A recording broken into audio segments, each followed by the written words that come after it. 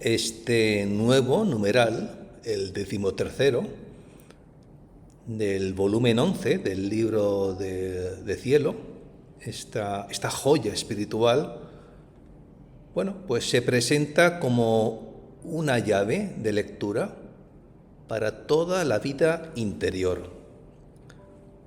No describe una práctica particular, sino el principio que decide la calidad de todo lo demás. Jesús no discute aquí sobre la cantidad de obras, ni sobre el rigor de ciertas renuncias, ni sobre la excelencia de una sensibilidad religiosa. Jesús desciende al punto frontal, allí donde se origina el obrar, y nombra lo único que a sus ojos constituye el todo. ¿Y qué es? Darse todo a Él y hacer en todo y siempre su querer. Desde esa afirmación, el numeral despliega una paradoja que corrige muchas ideas espontáneas de santidad. La entrega total no aparece como empobrecimiento ni como clausura del humano, sino como el paso a una libertad más alta. Cuando la voluntad propia deja de ser el principio rector, lo lícito mismo, cambia de peso y de color. Los gustos, los consuelos, las conversaciones y los descansos, sin dejar de ser realidades ordinarias, pueden convertirse en bienes recibidos, ya no tomados, y por eso ya no nacidos del amor propio, sino de una obediencia amorosa. El Señor muestra, y con un lenguaje muy concreto, cómo la misma cosa puede ser humana o divina, según la raíz que la mueve. Y ya para finalizar, el numeral deja escuchar el tono afectivo del corazón de Cristo, su gozo al hallar un alma entregada y su dolor al constatar que aun las almas llamadas buenas suelen detenerse antes del acto decisivo. La escena no busca impresionar con lo extraordinario, sino iluminar lo cotidiano. El lugar donde se juega la unión verdadera no es el de las obras ascéticas, sino el de la voluntad. Allí donde todo se decide y todo se consagra. Y con esta luz, bueno, pues uno ya queda dispuesto a entrar en ese diálogo entre Luisa y Jesús, no para medir prácticas, sino para reconocer el centro. Y desde ese centro insondable, comprender el resto. Allí donde la criatura deja de reservarse un rincón inviolable, donde consiente en pertenecer por entero al Señor, allí Jesús declara haber obtenido lo esencial. Ya no trabaja con un corazón dividido, sino con una voluntad entregada. Encontrándome en mi habitual estado, mi siempre amable Jesús se hacía ver todo doliente, y me ha dicho: Esta frase inicial que acabamos de escuchar de Luisa, tan sencilla, abre una escena de hondura teológica. Todo acontece en el estado habitual de fusión con el divino querer. No se trata de una irrupción caprichosa, sino de una condición estable, de un terreno ya dispuesto por la fidelidad. Lo extraordinario, si lo hay, no nace del sobresalto, sino de la continuidad. Y esa continuidad sugiere que el diálogo con Jesús no aparece como episodio aislado, sino como respiración de una vida interior sostenida. Al mismo tiempo, Luisa insiste en el tono relacional. Lo hemos escuchado. Mi siempre amable Jesús. La amabilidad no es adorno sentimental, sino nombre de una presencia reconocida, personal, cercana. En esa sola expresión, mi amable, mi siempre amable Jesús, se percibe que la iniciativa divina no se impone como fuerza fría, sino como familiaridad que ha aprendido a hacerse esperar, a hacerse desear, y cuando llega a manifestarse con un rostro que el alma identifica. Y sin embargo, esa misma amabilidad se muestra bajo el signo del dolor. Se hacía ver todo doliente. La visión no busca conmover por efecto dramático, sino fijar el clima espiritual del mensaje que seguirá. Jesús se presenta herido antes de hablar, como si el contenido de sus palabras brotara de una herida viva. El dolor es aquí un lenguaje previo. Prepara al alma para entender que lo que se dirá no será teoría, sino que nace del corazón traspasado,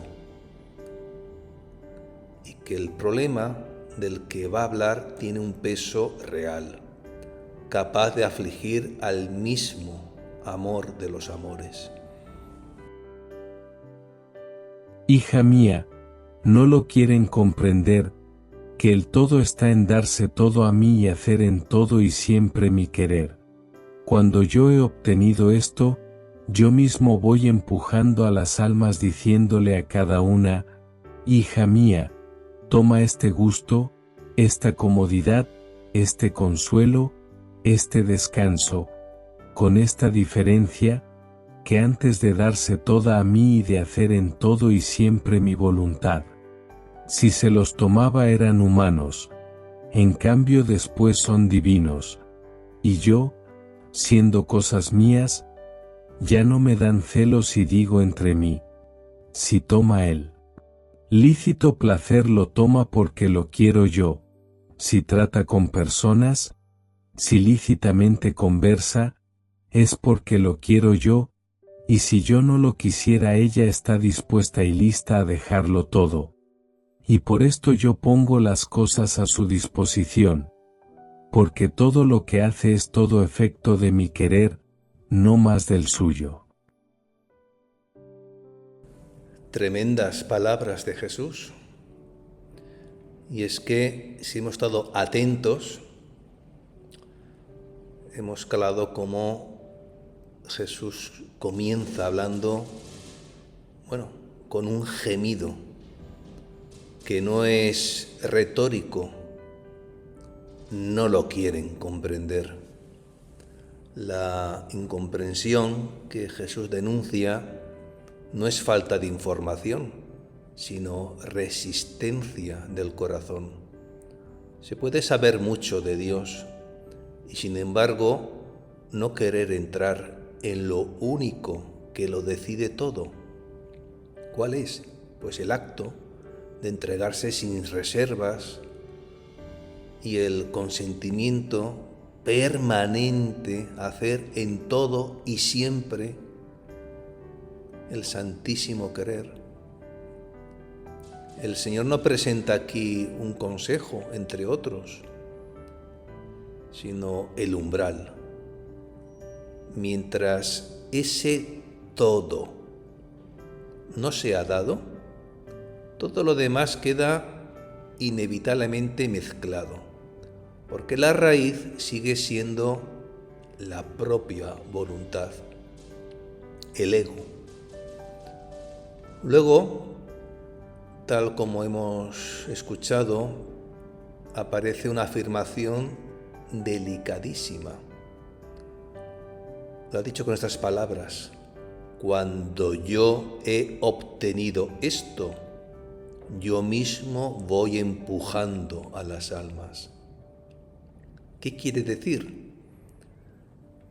Que la entrega total no inaugura una vida estrecha, vigilada por miedo, sino una vida conducida por Dios con libertad. Jesús no solo permite, sino que impulsa a tomar gusto, comodidad, consuelo, descanso. La clave está en quién inicia y con qué derecho se recibe. No se trata de que el alma se conceda algo, sino de que lo reciba de manos de Jesús. En esa inversión de apropiación a recepción, cambia la estructura interior del vivir. Por eso, el libro de Cielo insiste en la diferencia. Antes eran humanos, después son divinos. Y esto no porque el objeto haya cambiado, sino porque ha cambiado el principio. Lo humano aquí no significa necesariamente pecaminoso, significa mío, tomado desde el propio centro, aunque sea lícito. Lo divino significa tuyo, o sea, recibido desde la voluntad de Dios como efecto de su querer. La misma cosa, un descanso, una conversación, un placer lícito, puede ser el alimento del amor propio o puede ser materia de unión, según nazca de la voluntad humana o de la divina voluntad acogida. Acogida con el don de dones. Jesús no presenta la entrega total como una condena a la aridez, sino como el umbral de una nueva libertad. La paradoja es neta. Cuando el alma se da toda, entonces él mismo la empuja hacia gustos, comodidades, consuelos y descansos, no como concesión indulgente a la fragilidad, sino como administración soberana de bienes, que siendo lícitos cambian de naturaleza según el principio que los mueve. Antes, aun lo permitido podía quedar teñido de apropiación. Era humano porque nacía y se consumía dentro del cerco de la propia voluntad. Después, ya con la gracia de las gracias, con el don de su voluntad, de la divina voluntad, esos mismos bienes se vuelven divinos, no por magia, sino porque ya no son tomados como propiedad, sino recibidos como acto de obediencia amorosa. Así que la diferencia no está en la cosa, sino en el señorío interior que la rige. En este punto, Jesús introduce el lenguaje de los celos. Es una palabra fuerte, escogida para decir que el amor verdadero no tolera rivales y que las rivalidades más finas no suelen estar en lo ilícito, sino en lo lícito apropiado. Cuando el alma se reserva el derecho de decidir por sí misma, incluso lo permitido se vuelve un pequeño territorio independiente, una parcela donde ella se pertenece. Pero cuando todo es efecto de su divino querer, Jesús reconoce esas cosas como suyas. Siendo cosas mías, ya no me dan celos. No porque Él se vuelva indiferente, sino porque todo queda reintegrado en la unidad del amor. La prueba que Jesús mismo ofrece es de una precisión cortante. Si yo no lo quisiera, ella está dispuesta y lista a dejarlo todo. Ahí se mide la autenticidad, no en la cantidad de renuncias, sino en la prontitud interior. El apego se revela cuando el alma necesita negociar.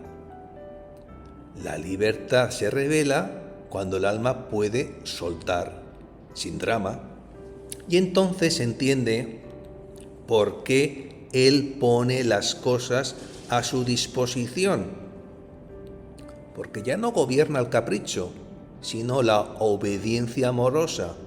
Ya no manda el propio gusto, sino su querer en el gusto. La criatura actúa, pero la causa última es otra. Todo lo que hace es todo efecto de mi querer, no más del suyo. Bueno, pues aquí está el núcleo de esta joya espiritual. No la supresión del humano, sino su transformación desde la raíz, para que la vida entera, aún en lo ordinario, sea obra conducida por Dios. Cuando el alma no se ha entregado del todo, incluso lo lícito puede convertirse en un lugar de independencia, un espacio donde ella se pertenece a sí misma y por tanto se sustrae al amor eterno, al amor divino. En cambio, cuando todo se hace efecto de su santísimo querer, Jesús puede mirar las mismas acciones sin sombra. Si toma un placer lícito, lo toma porque Él lo quiere. Si conversa, si trata con personas, si descansa, es porque Él lo dispone. Y la prueba no está en el discurso, sino en la prontitud. Si Él no lo quisiera, el alma está lista a dejarlo todo. Esa disponibilidad inmediata es el sello de la pureza. Donde no hay reserva, no hay rivalidad. Donde no hay apropiación, no hay celos. Por tanto, cuando el alma se da toda, no pierde lo humano, sino que lo entrega a un principio más alto, a un principio supremo. Y así lo lícito deja de ser propiedad para volverse dádiva, merced, don recibido.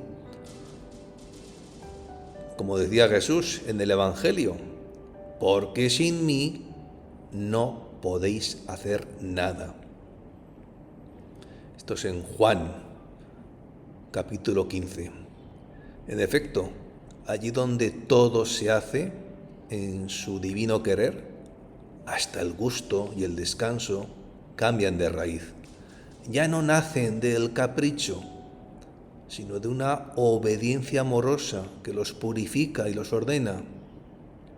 Como decía San Pablo, o así lo escribía a los filipenses en el capítulo 2, porque es Dios quien activa en vosotros el querer y el obrar para realizar su designio de amor.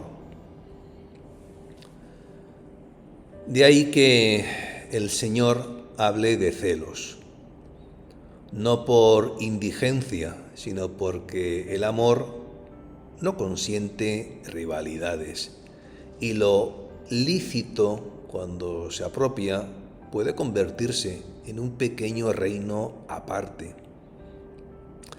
Así, la señal segura no es la multiplicación de renuncias, claro que no, sino la prontitud interior. Si Él no lo quiere, el alma está lista a dejarlo todo sin negociación ni demora, porque ya no vive el yo, el ombligo, como dueño, sino es Cristo quien vive en mí, tal como aseguraba San Pablo a los Gálatas en el 2 capítulo. Por consiguiente, Jesús puede poner las cosas a su disposición, porque ya no es la voluntad humana la que decide, sino el divino querer, el que impulsa, mide y conduce cada acto. Así pues, no se trata de quitar bienes, sino de cambiar el origen, no de empobrecer la vida, sino de hacerla toda efecto de su querer divino. O sea, primero el reino, primero la primacía de Dios, y lo demás en su lugar llega como añadidura recibida, no como botín tomado, como dice muy bien el Evangelio, ¿no? Esa exhortación del Evangelio según San Mateo en el capítulo 6. Buscad sobre todo el reino de Dios y su justicia, y todo esto se os dará por añadidura. Dime, hija mía, ¿qué cosa te ha faltado desde que te diste toda a mí? Te he dado mis gustos, mis placeres y todo yo mismo para tu contento, esto en el orden sobrenatural, y en el orden natural tampoco te he hecho faltar nada, confesores, comuniones, y todo lo demás. Es más, tú queriéndome solo a mí no querías a los confesores tan frecuentemente, pero yo queriendo que abundase de todo quien de todo se quería privar por mí, no te he prestado atención. Hija, qué dolor siento en mi corazón al ver que las almas no lo quieren comprender, ni siquiera las almas que se dicen las más buenas. Hemos escuchado como la pregunta con que Jesús abre este tramo final no es mera comprobación, es un modo de hacer memoria desde la fidelidad. ¿Qué cosa te ha faltado? No busca que el alma enumere favores, sino que reconozca una ley del amor divino. Cuando la criatura se entrega sin reservas, Dios no se deja vencer en generosidad. La interpelación trae consigo una verificación existencial. La entrega total no conduce a un vacío desamparado, sino a una providencia más íntima, donde el Señor mismo se hace medida y alimento. Luego, tal como hemos estado atentos, Jesús distingue con cuidado dos órdenes. En el sobrenatural, la dádiva es absoluta. No solo concede bienes, sino que se concede a sí mismo. Lo ha dicho así: mis gustos, mis placeres y todo yo mismo. El lenguaje es audaz porque no habla de consuelos periféricos, sino de participación en aquello que pertenece al mismo Cristo, su gozo, su contento, su modo de estar ante el Altísimo. Se insinúa aquí que el cumplimiento de su divino querer no desemboca en una vida menos viva, sino en una vida más unificada, donde el contento no depende de circunstancias, porque su fuente es la persona del Señor. La nueva vida, en el don de la divina voluntad, no deshumaniza ni empobrece, sino que ordena y colma. Eso era en el orden sobrenatural, pero en el orden natural, la frase desciende a lo concreto para impedir toda espiritualización ingenua. Confesores, comuniones y todo lo demás. ¿Qué está queriendo aquí Jesús mostrar? Pues que la entrega al divino querer, a su querer, no anula los medios ordinarios de la Iglesia, sino que puede incluso multiplicarlos por un designio suyo. Y aquí se abre un matiz muy fino.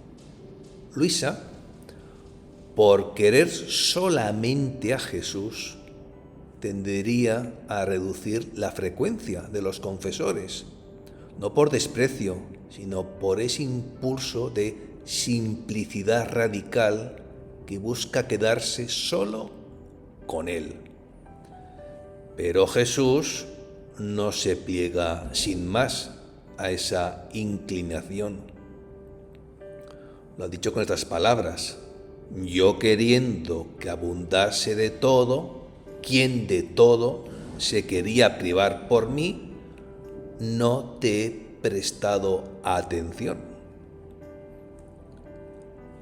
Esta frase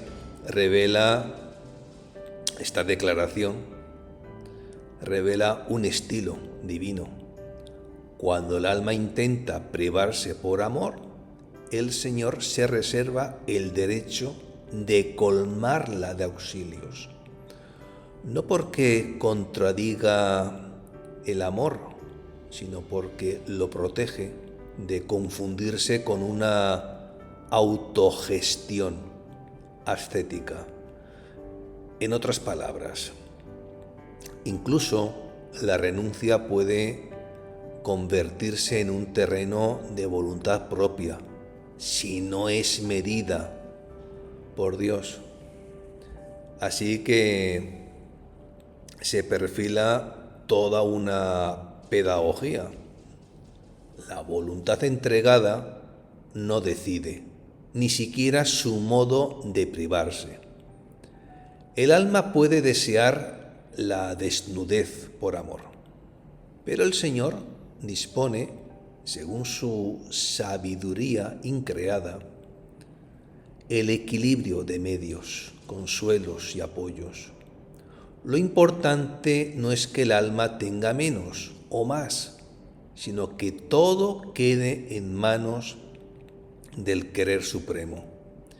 Y que incluso lo espiritual, esto es, sacerdotes, sacramentos, no sea apropiado como posesión, sino recibido como obediencia. Hay aquí una didáctica de generosidad.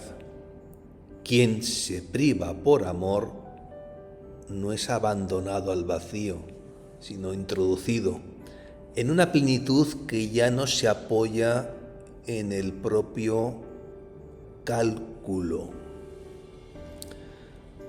Decía San Pablo a los romanos en el capítulo 8, el que no se reservó a su propio Hijo, sino que lo entregó por todos nosotros, ¿cómo no nos dará todo con Él? Pues bien, si bien Luisa querría menos mediaciones por querer solamente a Jesús, no obstante, Jesús, que mira el conjunto, decide la abundancia de auxilios. Cuando el alma se vacía, Él se reserva el derecho de llenarla como mejor convenga su designio, no como la criatura imagina. Porque el Señor Dios es sol y escudo. El Señor da la gracia y la gloria, y no nos niega sus bienes a los de conducta intachable. Salmo 84. El texto culmina volviendo al tono doliente. ¡Qué dolor al ver que las almas no lo quieren comprender! Ni siquiera las que se dicen las más buenas. Bueno, pues aquí late una denuncia delicada. Se puede ser bueno y, sin embargo, seguir guardando el timón. Se puede amar a Dios y al mismo tiempo preservar una zona de independencia, un derecho interior a administrar la propia santidad. Jesús lamenta justamente eso, que el bien, cuando no se entrega al todo, se queda en un bien parcial. Y ese bien parcial, por honesto que parezca, no le da al amor eterno lo que el amor divino pide. ¿Y qué es lo que pide? La totalidad. El reproche de Jesús no cae sobre pecados escandalosos, sino sobre una incomprensión espiritual. ¿Y esta cuál es? Pues el creer que la santidad consiste en retener la dirección última de la propia vida, aunque se adorne con obras buenas o filantrópicas. El Señor no niega el valor de lo lícito, ni de los consuelos, ni de las relaciones. Denuncia más bien el punto donde la voluntad humana quiere seguir siendo principio, juez y medida. La bondad, cuando se guarda un pero, ese pero interior, queda a medias. Y una bondad a medias, pues para el reino de la divina voluntad, no es una etapa tranquila, sino una pena para el corazón de Jesús, porque impide que su querer divino, su querer supremo, su querer santísimo, su querer eterno, sea plenamente el motor de todo. Bueno, en definitiva, el dolor de Jesús nace de ver cuántos quieren la paz de los dones sin la desnudez de la entrega, cuando el camino es inverso.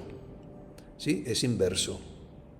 Primero darse todo y entonces, como efecto de esa pertenencia, de esa entrega, de ese brindarse al don de dones, recibirlo todo. Y recibirlo todo en una libertad nueva, limpia, enteramente referida a Jesús.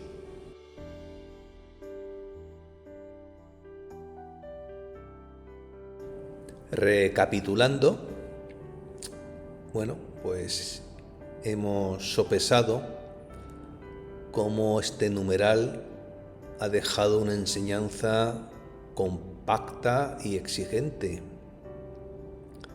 Lo decisivo no es cuánto hace la criatura, sino desde dónde lo hace. Jesús llama el todo a una sola cosa, porque en ella se decide todo lo demás. Darse enteramente a Él y hacer en todo y siempre y con alegría su santísimo querer. Cuando ese acto fundamental queda obtenido, pues claro que sí, la vida deja de ser una suma de elecciones privadas y se convierte en una existencia gobernada por un principio único, donde lo ordinario ya no es terreno de apropiación, sino materia de obediencia amorosa. Desde ahí se entiende la paradoja que este numeral coloca en primer plano. El Señor no conduce al alma entregada a una aridez estrecha, sino que Él mismo dispone gustos, consuelos, descansos, comodidades. La diferencia no está en los bienes, sino en el origen. Antes del don de dones, aun lo lícito, bueno, pues era humano, por el modo de tomarlo. Después, ya con el don de dones, es divino, porque se recibe como efecto de su divino querer. Así desaparece la rivalidad secreta que entristece al amor de los amores. Jesús puede decir que ya no hay celos, porque el alma, aun en lo permitido, no se pertenece, está pronta a dejarlo todo si Él no lo quiere. El mismo criterio ilumina el segundo tramo, ¿no?, de esta joya espiritual, un tramo más concreto y más tierno. Allí Jesús, hemos visto, ¿no?, cómo hace memoria de una providencia integral. En el orden sobrenatural se da a sí mismo como contento. En el orden natural no permite que falten los medios y auxilios necesarios. Incluso corrige la inclinación de quien, por querer solo a Jesús, tendería a reducir mediaciones. El Señor decide abundancia para quien quiera privarse de todo por él, como para enseñar que también la renuncia debe quedar bajo su querer supremo y no convertirse en una forma sutil de gobierno propio. Por eso el numeral se cierra con un dolor, que es al mismo tiempo juicio y súplica. Las almas no lo quieren comprender, ni siquiera las que se dicen las más buenas.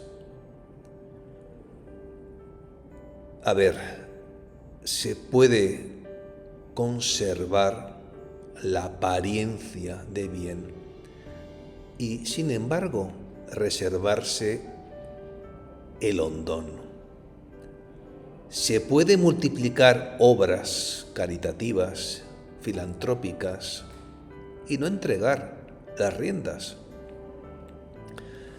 La luz de esta joya espiritual no acusa lo lícito ni desprecia los consuelos.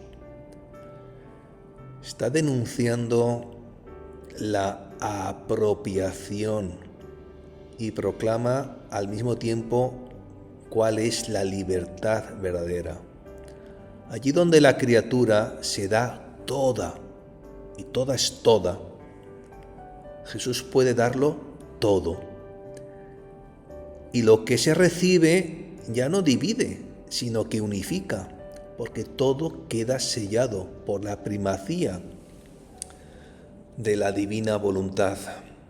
Así se comprende que, aun cuando Luisa aspiraba a padecer, Jesús le administrara también gustos sensibles, precisamente para mostrar que la santidad no consiste en escoger la mortificación, sino en dejarse conducir en todo por su divino querer. Luisa, claro que aspiraba como alma víctima, ¿no?, a padecer, pero Luisa advertía en sí una nueva inclinación y lo confiesa así: hasta golosa me he vuelto. Y esta afirmación, esta confidencia, la brinda en el volumen 5, concretamente en su numeral 11º, que tiene como fecha 6 de junio de 1903. Ella quería, pues ayuno, abstinencia, pero el querer de Jesús era otro. Y por eso Luisa dice: hasta golosa me he vuelto. Que el Señor te bendiga y te proteja, ilumine su rostro sobre ti y te conceda su favor. El Señor se fije en ti y te conceda la paz. En el nombre del Padre, y del Hijo, y del Espíritu Santo. Amén. Fiat, fiat, fiat.